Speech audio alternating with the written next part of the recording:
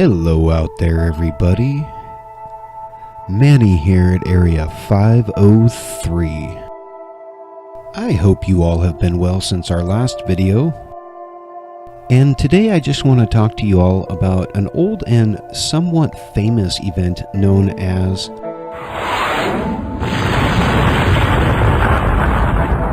the Tunguska Incident of 1908. So what was this incident? There is still very little concrete evidence as to what actually happened on that day in 1908. We are going to take a look at some of the most popular theories as to what happened. But first, let's start off with the review of what we do know. June 30th, 1908. In the early morning hours, an explosion would rock the skies over eastern Siberia near the stony Tunguska River. The explosion leveled over 2,000 square kilometers or 770 miles of wild lands.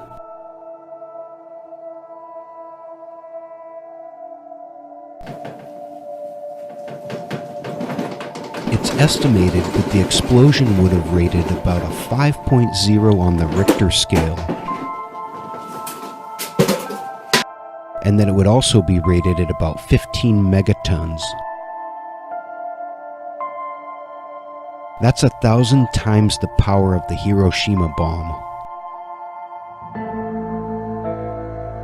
The resulting blast of this explosion would launch particles of dust and earth high into the stratosphere, where they would reflect sunlight.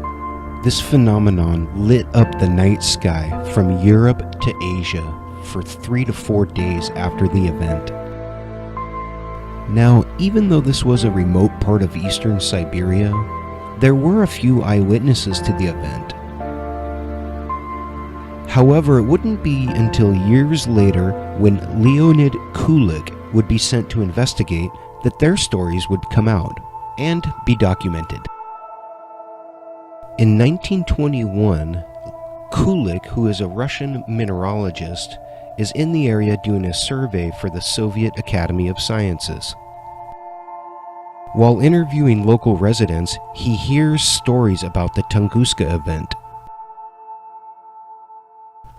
and he is convinced this can only be a meteorite impact.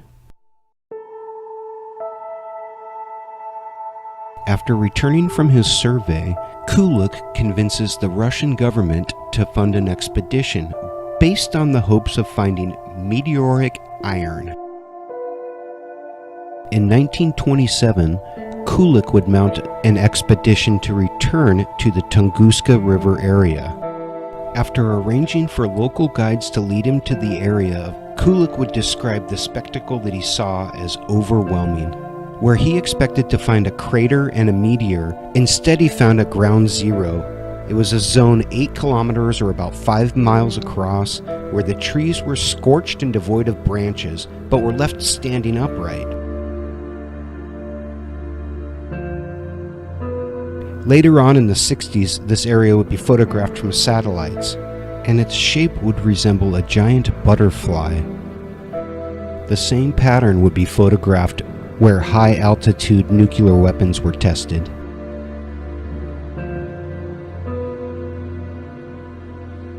Kulik performed thorough interviews with the locals and the witnesses. His expedition mapped regions of the trees that were destroyed and drew detailed charts of the patterns of how the stumps were laid down. The expedition was meticulous with their collection of film and photographic evidence. Ultimately, Kulik's expedition would provide us with more questions than answers. In some regards, Kulik's expedition could be considered a failure, because they did not find any evidence of a crater or meteorites.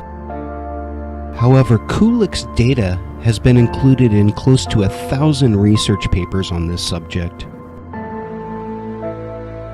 And investigators such as myself continue to use his data to this day. So that doesn't sound like much of a failure to me.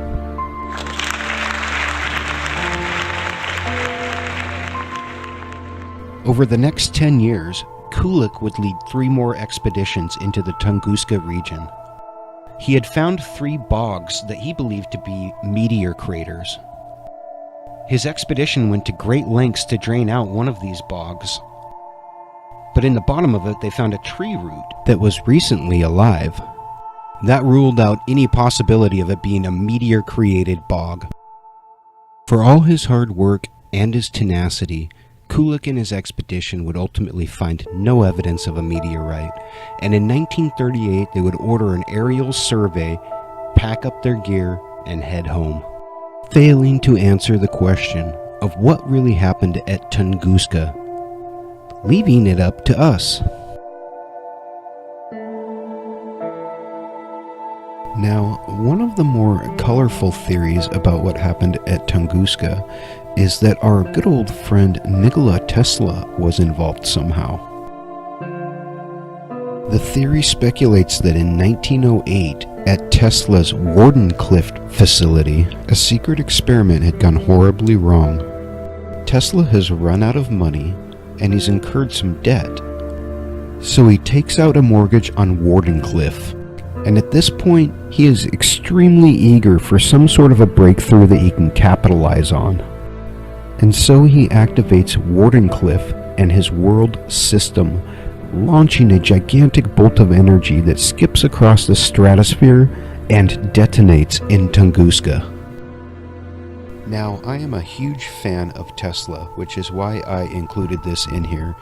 However, there is zero evidence that Wardenclyffe was ever even completed, let alone ever brought online. So it's impossible to say that this theory has any credibility.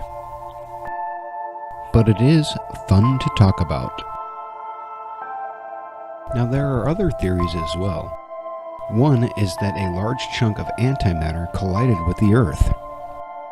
Another is that a miniature black hole passed through the planet. One Russian scientist would even go so far as to claim aliens.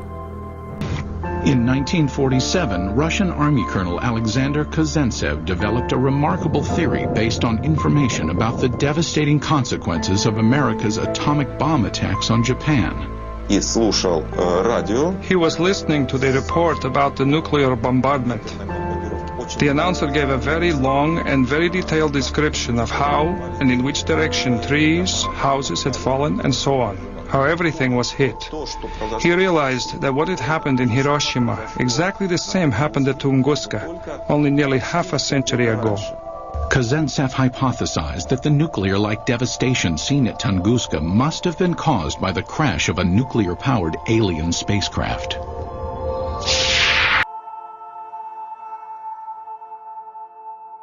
So, in 1947, Russian Colonel Kazantsev hears about the destruction at Hiroshima,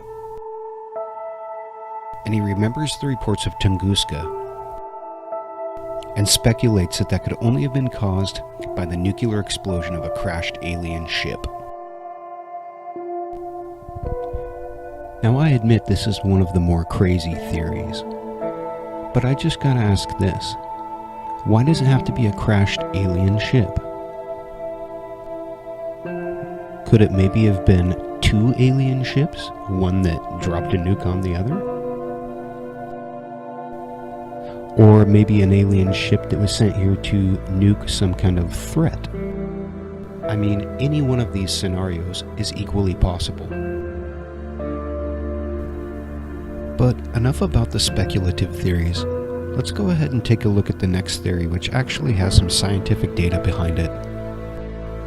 The aerial burst comet theory. The aerial burst comet theory is the most widely accepted theory on what happened at Tunguska. This theory suggests that a large comet broke up upon entry to our atmosphere, and that it disintegrated and channeled all of its force downward and forward into the planet. The heat and the explosion were so intense that the comet was literally vaporized, explaining why there are no craters or meteorites to be found. Several physical and computer models were made showing that the airburst comet theory is entirely plausible.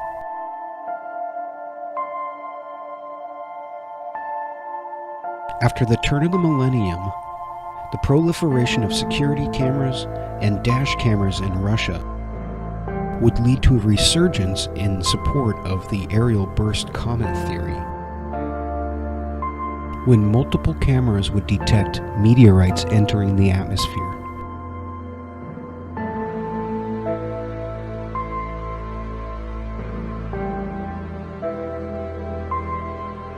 Now, I would like to point out that unlike Tunguska, at least 2 of the recent meteorite sightings in Russia have yielded meteorite fragments.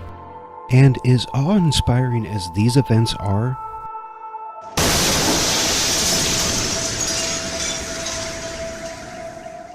they lack even the smallest fraction of explosive power as the Tunguska event. This casts doubt on the ever-popular air-burst comet theory, in my opinion.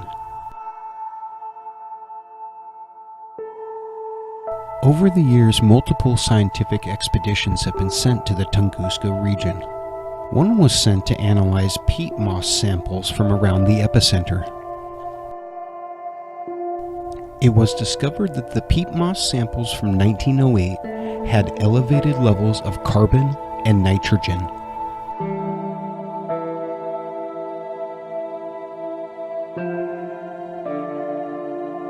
Another expedition was sent to investigate tree rings from the same area.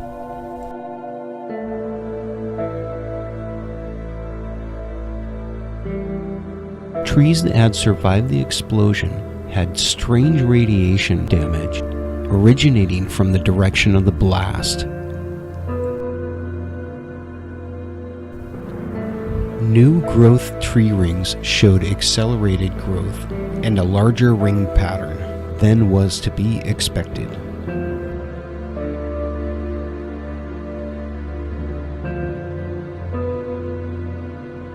This recent aerial drone footage shows that the Tunguska Incident had an effect on the environment and the landscape that is going to last for generations.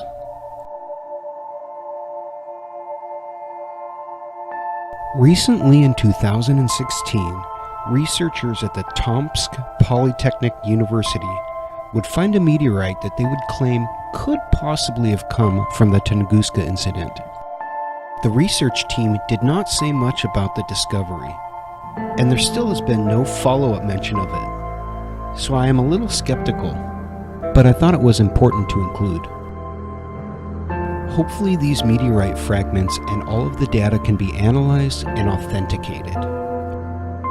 If so, they can be added to the computer models, and they may be able to finally give us an answer to the question of what happened at Tunguska.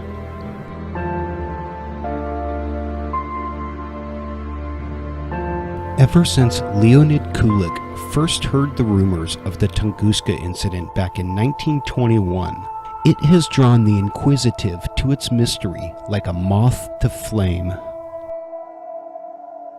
The more I learn about it, the more I'm inclined to agree with the old Colonel Kazintsev that maybe the cause of the Tunguska incident is indeed alien in origin.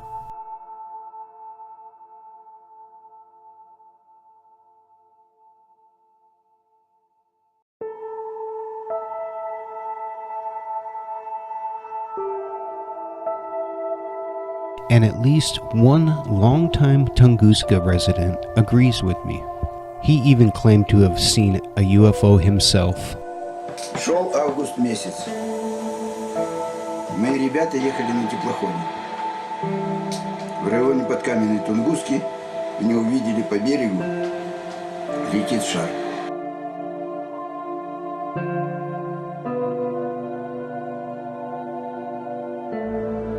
After looking at all the evidence, it's still a huge mystery. And I'll be sure to follow up on this in the future.